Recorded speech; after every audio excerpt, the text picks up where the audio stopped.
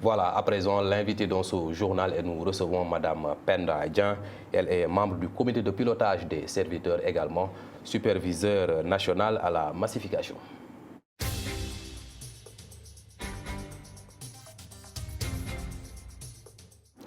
Au menu de notre entretien, la tendance des partis politiques d'observer des tournées nationales, à l'exemple de Khalifa Sall, Ousmane Sonko et de Pape Djibril Fall, mais aussi la gouvernance du président Macky Sall. Madame Dian, merci d'être sur le plateau. Merci beaucoup, M. Ndiaye, et bonsoir à tous les téléspectateurs. Donc, permettez-moi, avant d'entrer dans le vif du sujet, de présenter mes condoléances à toute la nation sénégalaise suite aux 2 accidents tragiques que nous avons connus le week-end dernier. Exactement. Qui nous a valu quand même la perte de 42 de nos concitoyens, mais également hier à Louga, un accident tragique qui nous a coûté 22 personnes. Donc, c'est vraiment tragique. Donc, je présente mes condoléances à tous les Sénégalais, mais également aux familles endeuillées. Et on va revenir sur ça. Pape Djibril Fall, votre leader, a été parmi les premières autorités, au-delà du président Macky Sall, à effectuer le déplacement à Kaffrine avec un appel à l'endroit des autorités. Quelques jours après, on voit l'accident de Sakal. Est-ce que c'est son appel qui n'a pas été entendu par les autorités en charge de la sécurité routière?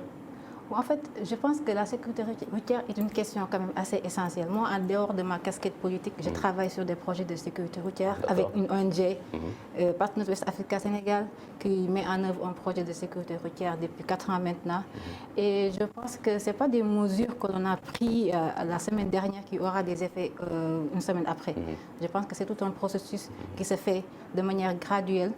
Et il y a beaucoup de recommandations qui ont été faites. Nous, par exemple, au niveau de notre ONG, on a eu à faire beaucoup de recommandations à l'égard de nos États, à l'égard de nos gouvernements, mais qui ne sont pas prises en compte.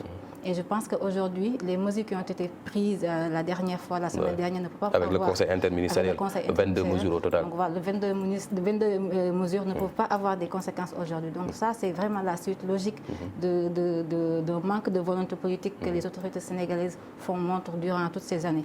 Et je rappelle, franchement, ce n'est pas quelque chose de nouveau. Aujourd'hui, peut-être qu'on a eu 2 accidents successifs, et ce qui a alarmé un peu la population sénégalaise. L'opinion aussi, effectivement. Mais au Sénégal, on dénombre limite 4000 accidents par an. C'est énormissime. Et il y a une étude de l'Organisation mondiale de la santé qui a été sortie en 2016, si je ne me trompe pas. Et dans cette étude, il a été dit qu'à chaque fois que l'on passe 1 heure de temps sur la circulation, on est exposé à 150 fois à la mort. C'est grave, c'est énormissime. Au Sénégal ou à travers le monde? À travers le monde, 150 fois. Aussi bien au Sénégal que dans tous les pays. À chaque fois que vous passez 1 heure de temps sur la route, vous êtes exposé à 150 fois à la mort. Donc je pense que ça, tout le monde devrait avoir conscience de ça, mais chacun ait des comportements responsables pour que ces accidents, qu'on arrive au moins à des débuts de solutions par rapport à ces accidents de la route. Mais toutefois, pour le cas de Louga, on a été à Kaffrine et forcément on sera aussi à Sakal. L'accident est survenu hier, donc on est en train de surveiller, de voir ce qui se passe. Mais tout naturellement, comme l'État a quand même le monopole à la primeur, et nous on sera sur le En tout cas, en tant que député représentant du peuple, le déplacement est impératif sur les lieux. C'est tout à fait normal. On va rester sur ce sujet. Vous l'avez dit, dans le cadre de votre organisation ONG, vous participez à la sécurité routière. N'est-ce pas là aussi le rôle d'un parti politique qui aspire à gouverner ce pays-là? Souvent, quand on vous entend, c'est des polémiques à l'Assemblée nationale sur des sujets politiques, alors que les réelles préoccupations des populations, c'est d'abord la sécurité routière, entre autres. Je l'ai dit tout à l'heure, nous, si vous regardez un peu la scène politique, nous, au sortir des élections législatives, on est retourné sur le terrain. Ne serait-ce que pour recueillir les préoccupations des Sénégalais et les reporter au niveau de l'Assemblée nationale. C'est la raison pour laquelle on est retourné sur le terrain. Et je pense qu'on le fait depuis les élections. On ne s'est jamais arrêté, on continue à le faire. Pape Djibril Fall, vous l'avez dit tout à l'heure, il était sur le terrain. Aujourd'hui même, il est encore sur le terrain. Hier, il était à Porokhane. Et tout ça, c'est pour vraiment avoir une idée des préoccupations des Sénégalais pour pouvoir traduire ça en proposition de loi que demain on va présenter au niveau de l'Assemblée nationale. Et le concept de ce déplacement-là, de cette tournée-là, c'est Djoko Askanui ou PASTEF, c'est le Nemmekou Tour chez Khalifa Sall, c'est Moteliene. C'est quoi cette tendance de vous, acteurs politiques, à entamer la bataille de 2024? C'est pas trop tôt? Bon, ça, je pense que c'est tout à fait normal dans la vie d'un parti politique ou d'une coalition. Une campagne électorale permanente?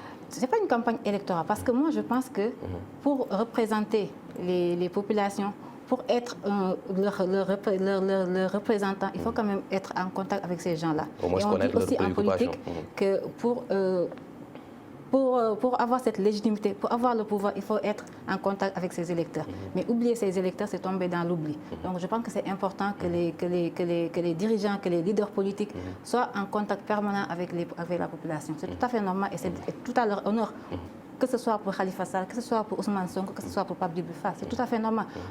Pour moi, le contraire aurait étonné. Mais ce qu'ils sont en train de faire là, pour moi, c'est dans l'ordre naturel des choses. Alors, qu'est-ce qui sort de ces consultations-là? Quelles sont aujourd'hui les réelles préoccupations des populations? Nous, on l'avait, par exemple, on l'a fait à Saint-Louis. On a été à Saint-Louis, on a vu, il y a des zones où il n'y a pas d'école primaire, il y a des zones où il n'y avait pas d'eau. Donc, toutes ces préoccupations ont été portées à l'Assemblée nationale. Il y a eu des solutions par rapport à ça. Ah bon? Pour moi, c'est ça le rôle d'un parlementaire. Et pour moi, ce que nous sommes en train de faire, c'est même pas à saluer. En fait, c'est tout à fait normal qu'un parlementaire fait ça. Il a été élu pour représenter le peuple. Donc, s'il va rencontrer le peuple, pour voir leurs préoccupations et porter ça au niveau de l'autorité compétente pour qu'ils résolvent ça, c'est vraiment tout à leur honneur. Vous l'avez dit, hein, Pape Djibril Fall, Ousmane Sonko, Khalifa Sall sont tous sur le terrain. Est-ce que le combat politique aujourd'hui, ce n'est pas la candidature de Macky Sall, par exemple, au lieu d'aller demander le suffrage des Sénégalais? En ce qui me concerne, moi, je ne parle même pas de la candidature de Macky Sall parce que je pense qu'il n'y a pas de débat par rapport à ça. Que ce soit débat juridique, moral, tout ce que vous voulez, il n'y a pas de débat. Les Sénégalais ont compris que... Malgré ces cérémonies d'investiture qui se succèdent pour le candidat Macky Sall. Les Sénégalais ont compris que nul ne peut pas faire plus de 2 mandats consécutifs. Ça veut dire nul ne peut pas faire plus de 2 mandats consécutifs. Après, les partisans du pouvoir peuvent envahir le plateau pour dire qu'on parle de 5 ans, de 7 ans, mais... C'est clair en fait. Là, on parle de la consécution des mandats. Non, mais même pour vous, on parle de la consécution des mandats. C'est-à-dire qu'on ne peut pas faire plus de 2 mandats. Quand on vous dit qu'on ne peut pas faire plus de 2 mandats, et là, ils veulent nous faire croire. Même s'il y en a qui parlent de mandats de 5 ans, sans compter les mandats de 7 ans. Dans la Constitution, on a mis le point sur la consécution des 2 mandats. Macky Sall, il l'a dit dans son livre. Il a dit qu'il est en train de faire son second et dernier mandat. Donc aujourd'hui, moi, franchement, ça me perturbe même quand on pose la question de savoir est-ce que Macky Sall a droit à un 3e mandat. Macky Sall, il n'a pas droit à un 3e mandat. Même si Abdoulaye avait fait la même chose en 2012, c'était même une déclaration. Si aujourd'hui Macky Sall est président, c'est parce que les Sénégalais se sont levés pour lutter contre la 3e mandat. Ils l'ont montré dans la rue et ça nous a valu la perte de 11 Sénégalais en 2011 et ils ont manifesté dans les urnes. Et c'est ce qui a valu à Macky Sall d'accéder à la présidence. Donc je pense que ça c'est clair. Après, ils peuvent faire vraiment tout ce qu'ils veulent, mais c'est clair.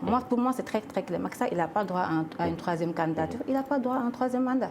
Alors, on va rester sur le profil de votre candidat, Pape Djibril Fall, qui est aujourd'hui député, qui a été journaliste, en tout cas connu au Sénégal. Ce n'est pas le cas pour vous autres qui l'accompagnez dans cette mission-là. D'autres peut-être ne sortent pas. Dans les autres partis, on connaît d'autres leaders à travers le Sénégal. Vous, par exemple, Penda Dieng n'est pas bien connu. Est-ce qu'il n'y a pas un travail que vous devez faire sur ça? Bon, après, nous, on est un tout nouveau parti. Hein. Enfin, on n'est même pas encore un parti, on est en train de s'installer pour être un parti politique. Et ce que les gens ne savent pas, nous, on est entré sur la scène politique il y a de cela 7 mois. C'était en avril 2022. Donc, on est vraiment tout nouveau sur la scène politique. En 2000, l'AFP avait fait 6 mois et avoir quasiment 20%. Nous, on a quand même fait nos preuves. On est en train de mettre nos tentacules un peu partout au Sénégal. On est en train de faire nos assemblées générales. On est en train de mettre des cellules un peu partout au Sénégal. Donc, vraiment, on est en train de travailler sur ça. Et ceux qui nous suivent sur la scène politique, savent qu'il y a d'autres éléments qui sont autour de Pape Djibril Fall qui travaillent ensemble avec lui. Alors, Pape Djibril Fall est aujourd'hui député. L'ambition, c'est d'être président de la République. Cela nécessite l'appareil politique, le financement. L'ambition n'est pas trop grande pour lui. Bon, le président de la République au Sénégal, c'est 51% des suffrages. On a dit que les autres n'ont pas réussi parce qu'ils n'ont pas commencé par le rêve. Nous, on rêve de diriger ce pays-là. Et on est en train de travailler pour ça. Ouais. On est en train de massifier notre parti, d'avoir les papiers pour être un parti politique. On est en train de mettre en place nos cellules un peu partout au Sénégal. Donc les Sénégalais nous répondent par rapport à ça. Et On est en train de travailler ici. Demain, toutefois, tout ce que l'on a fait nous pousse à aller vers la présidentielle de 2024. On sera à la présidentielle de 2024. Par rapport à la concurrence, je vais l'appeler comme ça, Ousmane Sonko, Khalifa Sall, qui est en train de reprendre voilà, un poids électoral assez considérable avec ces visites-là, cette tournée-là.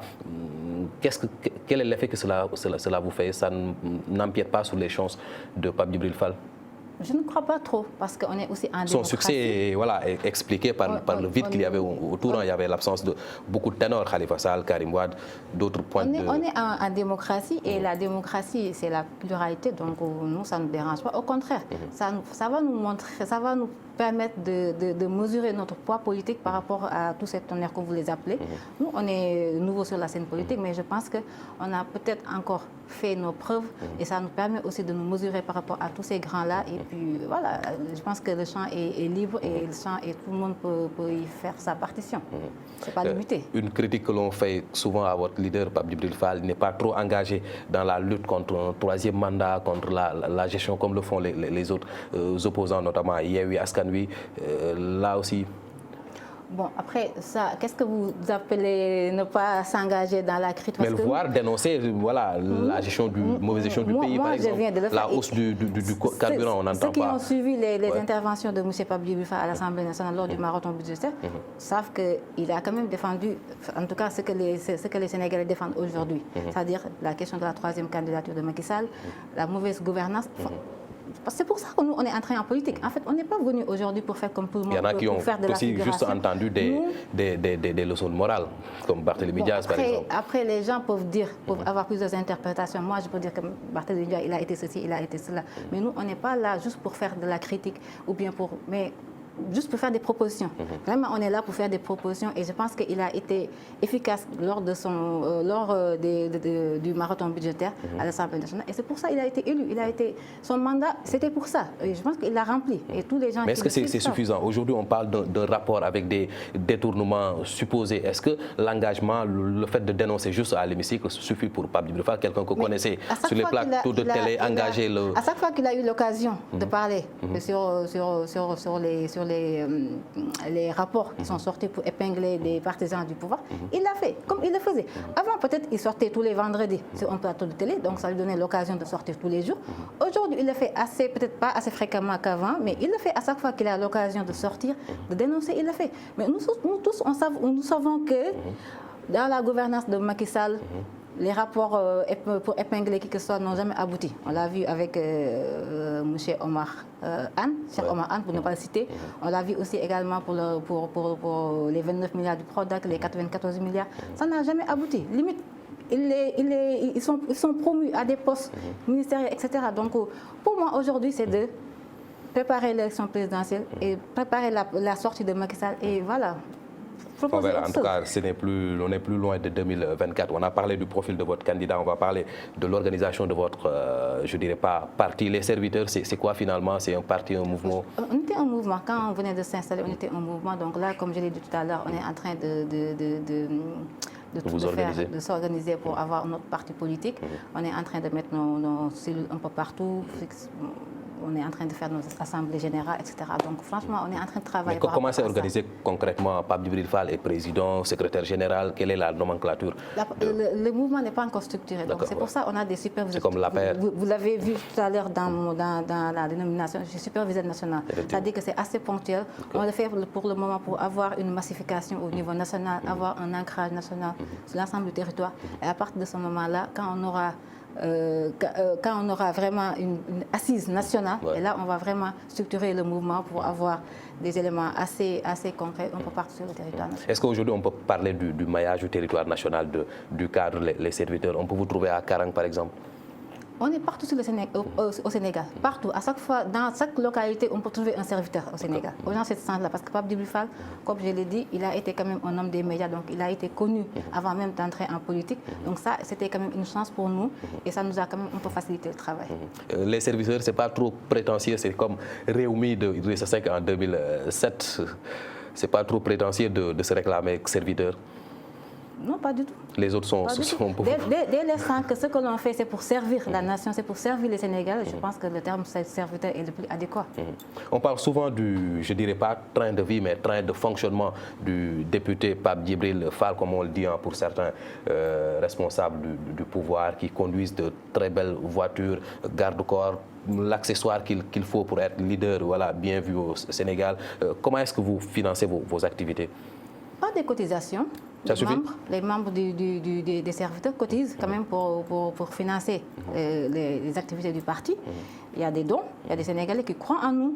Et ça, c'est depuis le début. Franchement, c'est l'occasion pour moi de les remercier. C'est des gens qui sont derrière, qui ne veulent pas être cités, qui ne veulent pas se montrer, qui n'ont absolument rien à voir avec la politique. Souvent, c'est l'argument qui est cité, des gens sont derrière nous, non, mais des bonnes volontés. Est-ce qu'aujourd'hui, la gestion, on parle de rapport d'audit, est-ce qu'aujourd'hui, on ne devrait pas aller vers, voilà, comment dirais-je, plus d'informations, plus de clarté sur le fonctionnement des partis politiques? Et nous, on n'est pas encore un parti politique. Mais vous êtes une formation politique. On est un mouvement politique et on est financé par nous-mêmes, parce qu'on cotise chaque fin du mois, on cotise entre serviteurs pour vraiment mener les activités du parti. Mais comme je l'ai dit également, il y a des gens qui sont derrière nous, qui financent depuis peut-être avril jusqu'au mois dernier. On n'avait même pas de siège. Donc c'était quelqu'un qui était parmi nous, qui nous donnait son bureau de manière vraiment gratuite. Donc à chaque fois qu'il finissait son travail, nous, on allait là-bas pour faire nos activités. Et d'autres nous ont donné leur voiture, etc., etc. Donc franchement, il y a des Sénégalais qui croient à notre cause, qui croient à notre projet et qui nous donnent leurs moyens financiers, leurs moyens matériels, etc. Et ça nous permet de souvent, fonctionner. Souvent, c'est à Radisson que sont tenues vos conférences. Même à Radisson, c'est des gens qui payent totalement la facture pour nous. Donc, quand je dis qu'il y a des Sénégalais qui croient à ce que nous faisons, c'est vraiment ça, c'est à ça que je fais référence. Ça dit qu'à chaque fois qu'on a une activité, il y a des gens qui financent ça de A à Z.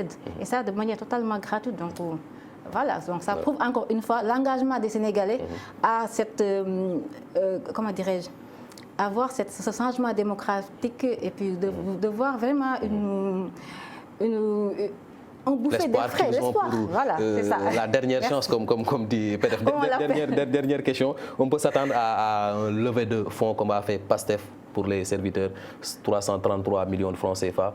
Vous pouvez adopter Comme je l'ai dit, nous, on est en train de travailler, on n'exclut absolument rien. Le jour où on verra qu'on a cet ancrage, qu'on a cette assise, on fera comme tout le monde. En tout cas, on fera faire participer les Sénégalais qui sont avec nous pour mener à bien nos activités. En tout cas, merci beaucoup, Penda Dieng. C'est moi qui vous remercie. Voilà. C'est le temps de la jeunesse avec Penda Dieng, membre du comité de pilotage des serviteurs. Elle est aussi superviseur national à la massification. Elle était l'invitée du journal que nous avons eu le plaisir de vous présenter. Merci de nous avoir suivis à demain 20h. Bonsoir.